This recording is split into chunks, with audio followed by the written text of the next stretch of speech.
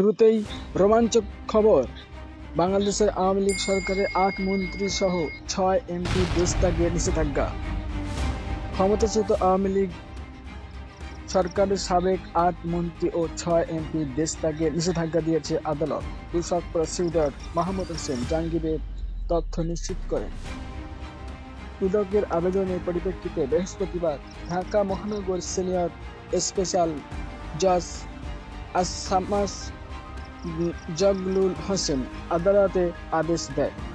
নিষেধাজ্ঞার আওতায় আসা সাবেক মন্ত্রীরা হলেন জাহিদ মালেক, দীপুমনি, মহিবুল হাসান চৌধুরী, নওফেল, সাধন চন্দ্র মজুমদার, নুরুল মজিদ মাহমুদ হুমায়ুন, কামাল আহমেদ মজুমদার, শাহজাহান খান ও কামরুল ইসলাম।